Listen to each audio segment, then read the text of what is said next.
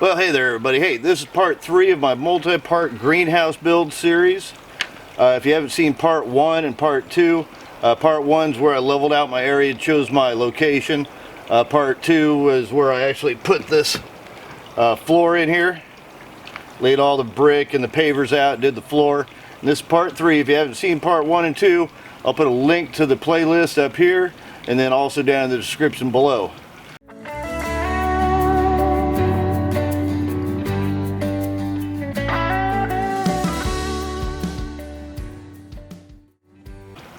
For this part of the build, went and bought some wood, bought some lumber, picked up some 2x3s, 36 2x3s, 6 pressure treated 2x4s, and 6 regular 2x4s. Pressure treated are going to be the ones that are going to be on the outside corners because they're going to get weathered pretty good, and then the inside is going to be your 2x3s. I do have a little design here. Now this is going to be a quadrilateral. I had a hard time pronouncing that thing, so quadrilateral. And this is going to be my window side. I'm going to go ahead and bring this up for you. So here's my design. As you can see, I have 15-degree angles here and here. These are 90-degree angles here and here. And it's going to be 9 foot by 8 foot by 7 plus an overhang for an extra foot, and then this is going to be 5 foot 6 inches all the way to the top because there's going to be a piece up on top, so I'm only going to cut this down to a 5 foot 4.5 so I can have a piece that's going along the top. That way everything will lay down nice and perfect on here, I hope. So today I'm just going to be cutting the wood down here, cutting all this lumber, putting some angles in it. Alright, so I got my saw angled at 15 degrees. I have 5 foot 4.5 or 64.5 inches, and that's going to be angled this direction. And then I'll have a 1.5 piece, either 2x4 or one of these 2x3s, sitting on top to bring it to 5 foot 6 inches. So I'm all set. Everything's lined up. Eyeball it one more time, just make sure I'm right on that mark. And make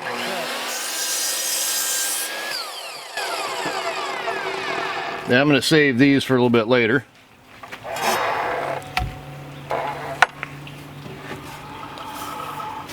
Perfect. For the next set of cuts, I'm going to be cutting 8 of these at 8 feet, but I'm going to put a 15-degree angle in here.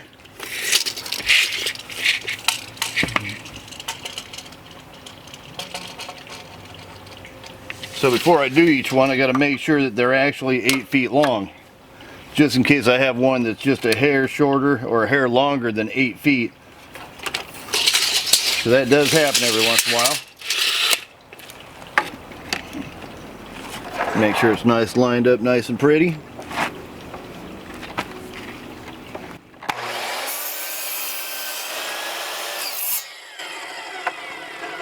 I'm just taking a sliver off. That's all I need. There's a 15-degree angle. So I'm going to do that to another 7 of these and 2 of the pressure treated 2x4s. Alright. Before we get too far into this build, I just want to remind everybody I am not a professional carpenter. I just have a little bit of experience, and this is a DIY project. So I put in all the studs in the back, and as you can see there's a few that are off, but they'll get leveled out when I put in the top rail that goes across. I could have put on a bottom and a top rail and then did basically a barn raising on it, but instead I went ahead and put brackets into them. So I have brackets going all the way across. In the end ones, put in 2 brackets because they're going to need more support. And when I cut my pressure treated, I was off just a little bit because instead of calculating out 15 degrees from here. I went from here and I didn't remember, or I went from here instead of down here. So it gave me an extra about a 1/4 inch that I had to just cut pieces of shim to put in here, and that'll be screwed in. Alright, so I put the top beam on, and if you see right here, I have that straight up and down. That's going to help me out when I put in the plywood for the back here. And also, if you look right over here, give me room to put a nail straight through that'll go into the roof joists. Alright, so I threw my first I guess north facing wall or angle in there. I have it one screw in, then up at the top I put a bracket, comes down, and one screw in the bottom here. In order to make sure the wall stays level, I threw a line up, tightened it down nice and tight. Well, I made a pretty good dent in my wood pile. Take a look at the edge here. You can see those are lined up pretty good. So that's where all the glass is going to go, or plastic, for the window, and going to put up a support beam up there at the top. That way I'll make sure I get all my measurements at the right spot at 2 feet apart. Alright, really coming along on this thing today. Up here, added in some 45s in order to add some support in the back, and a piece of wood all the way across. Of course, got my OSB in. The OSB being in there makes this thing a lot more sturdy, makes it a lot harder to wiggle back and forth. Still got to go forward and back a little bit so it wiggles a little bit, but I haven't put the roof on yet, so that's my next step, is putting the roof on. Well, I got my first board up, and as you can see down here by the shadows coming all the way back to almost the back wall, and it's in the middle of summer right now. So all summer long I'm going to be getting light into the entire greenhouse, all the way down to the back of the greenhouse. So that's pretty good, because in the winter time, when the sun's a lot lower in the sky, it's going to reach up right about here. So that's a good difference, and that'll also heat up my heat sinks that I'm going to have back here. So real good angle. And got the first piece of roofing material on. Hoo-yah. Alright, got the roof on. Then I'm going to lay some tar paper, and then I'm going to put this galvanized corrugated roofing material on. Alrighty, roof's on. Not as worried about the OSB getting wet and deteriorating, so got a little bit of trimming to do. Got to put on some flashing, but I'm happy. That's a good completion for the day. One of the other things I did was I took some Thompson's water seal and put it on all these outside beams, because if any of them get wet, those are the ones that are going to get wet, both from the inside and from the outside. Alright, so I got all the boards in on sides and the back wall. Got some supports put in there for the door. Then if I come around, you'll see the back side of it. And for the back side, for the moisture barrier, I went ahead and used some roofing cloth or some tar paper. And that's just because I had a whole bunch left over. So now I'm going to put the siding on. For the siding,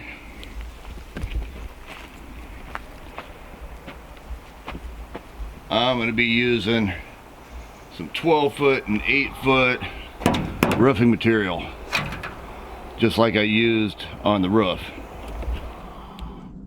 Normally when you put these long sheets in, you work from the bottom up. In this case, I'm going to actually start at the top, because I got to cut out gaps for these boards that are coming through, so that way they fit in. And then I'm going to slide it up, and then right about here I'm going to leave an extra gap, so that way I can fit the next one right underneath, and I'm not going to bolt it down on right here until after I get the second one put in. So I'm going to slide the second one underneath. All right, so good pair of gloves, a decent pair of snippers go a long way on this. Sort of hard to cut these things this direction and make a good cut. Well, I'll try my best.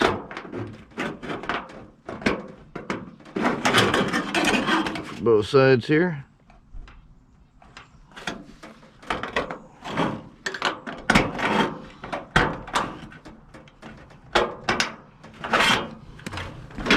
This one I'm just going to bend down.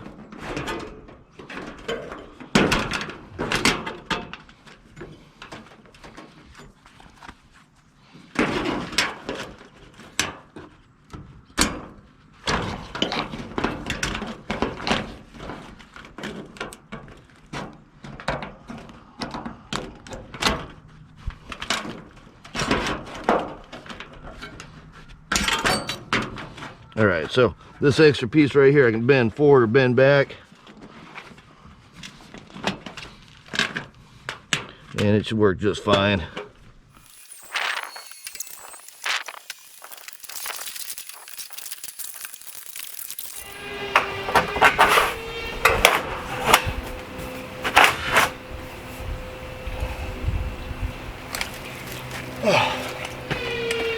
That's sort of a pain in the butt. All right,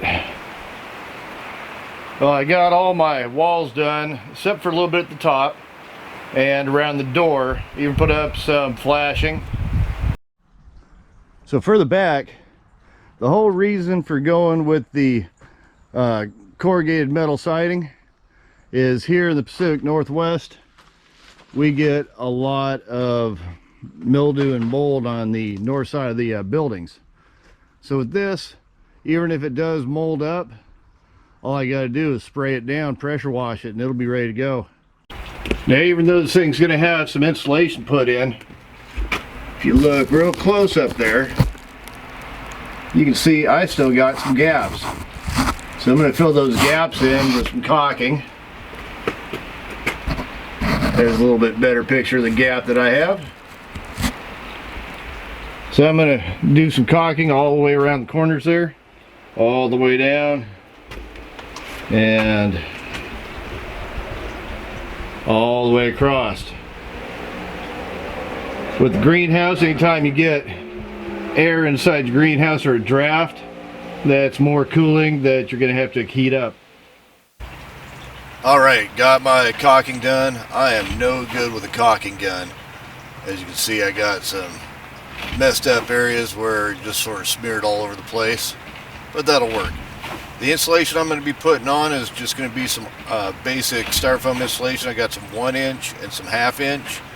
The 1/2 inch is going to go on the walls, the 1 inch is going to go up on the roof, and it's just some basic Artec from Lowe's.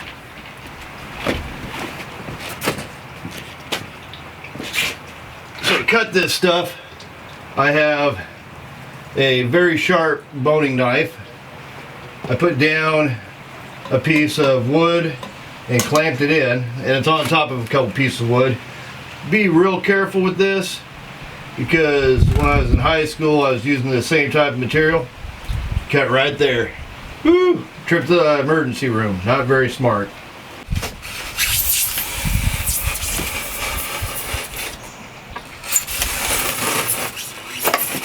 Cuts real smooth. So now I'm going to use some Gorilla Glue.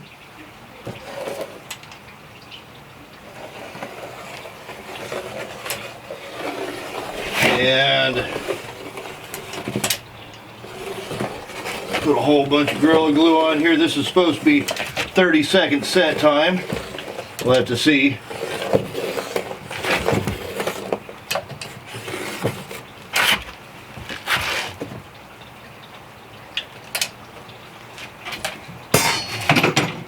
That's ready.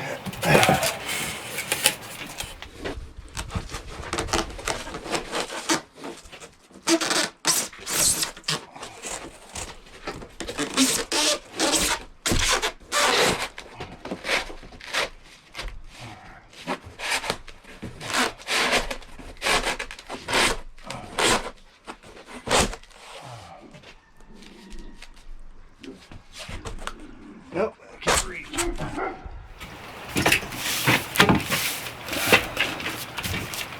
Very good fit. Now, if I had it too loose in a spot, I would have put one of these up here just to hold it into place. But it looks like it's nice and tight. So for these, after I put the glue on, such as that, I basically just go in and try to put a couple corners on. So I'll flip it over. Put the two straight edges in there first and just start sliding. If there's a problem and it's not fitting, I normally cut it at an angle on the back, on the side that I've already cut.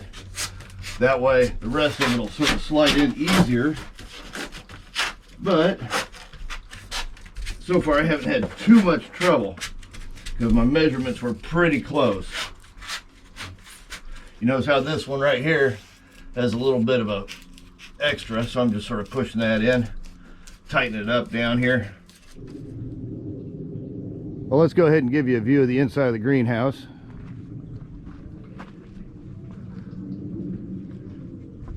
Got all the insulation in, going all the way across the top. That's going to greatly reduce any sweat from the boards, keep the boards nice and dry. Plus it's going to give a lot of reflection, and also it will give a little bit of insulation, not too much. Maybe an R2 for the roof and an R1 on the sides. And that's only because I got the other wood and the paneling on the outside. For the most part, this thing's good to go. Got all my tools here, everything I've been using on it. Here's my door that I'll be putting in, and I started on the shelves here. The shelves are gonna be here and here going across, and they'll be just wide enough for my plant boxes to go on.